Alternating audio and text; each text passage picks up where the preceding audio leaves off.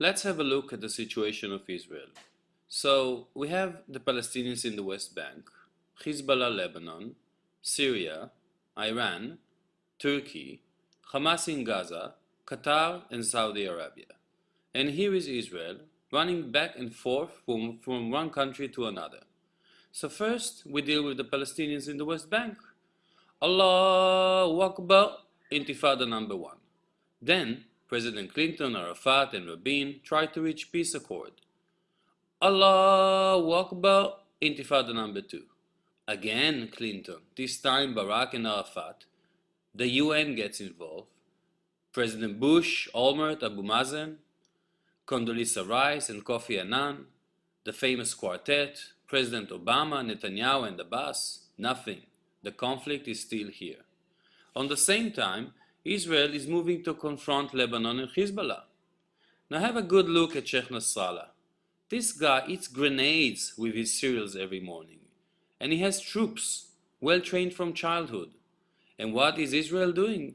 Lebanon War 1, Lebanon War 2, new defense fence, and anti-missiles missiles.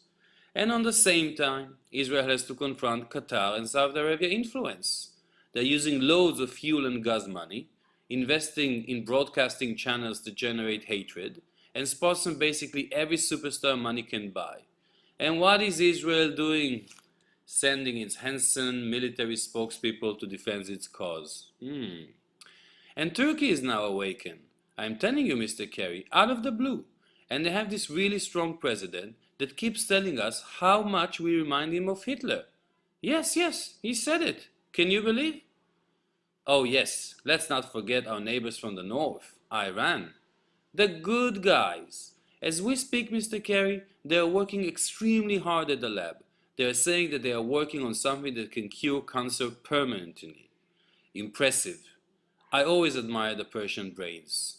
And what is Israel doing? What a show! What a show! Man! And lastly, our beloved brothers in Gaza. See the way they build environmental sculptures? And the tunnel they dig for the subway? The way they conquer the sea and the air. And what is Israel doing? Playing Top Gun and reconstructing Gaza? And then there is you, Mr. Secretary of State, Mr. John Kerry, arriving, negotiating, departing, arriving, negotiating, departing, arriving, negotiating, departing, and I said, stop!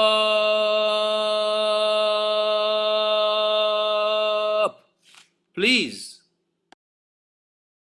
So-called enemies of Israel are connected. They are connected by a spiritual power which is called Islam.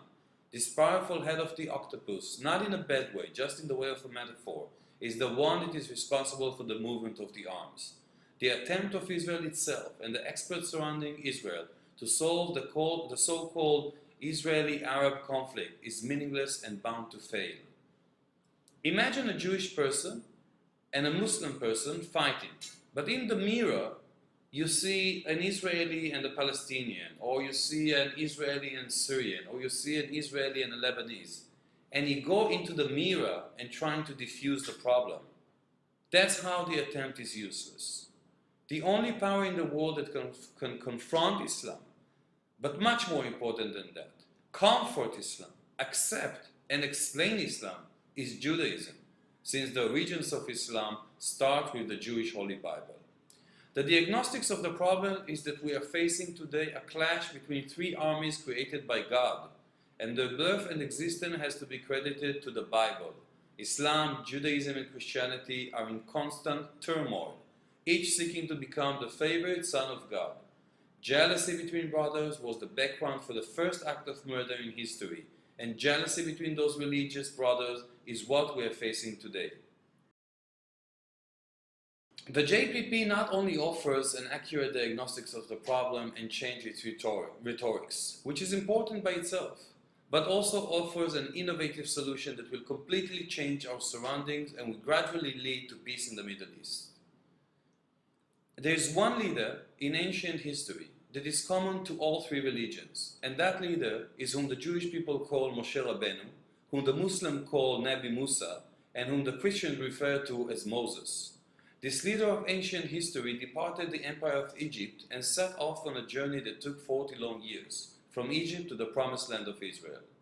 The Jewish peace plan is seeking to take the world back in history to the time we made the exodus from Egypt through the Sinai desert. In the Jewish Bible, we have the exact roadmap for the journey, made by over 3 million people, Jews and non-Jews alike. Through the JPP, I want to return to this period of time and unite the three religions, power, in search of the path that Moshe Rabbeinu, Musa and Moses took. A path which led Western civilization and formed all of the three religions alike.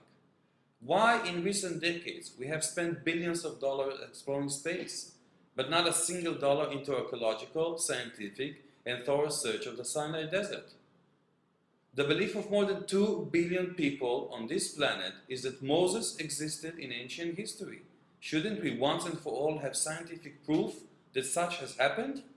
According to Jewish Bible, the people of Israel left Egypt with all its treasures. Did no one drop a coin? Where are the bones of millions who died in the desert? Where is Mount Sinai? Where is the place where Moses received the Bible? Shouldn't humanity sent upon a voyage to find the one and ultimate truth regarding our origins and history? Yes, I have a dream. Sometimes people have dreams that spark the world into new roads, new innovations, new voyages.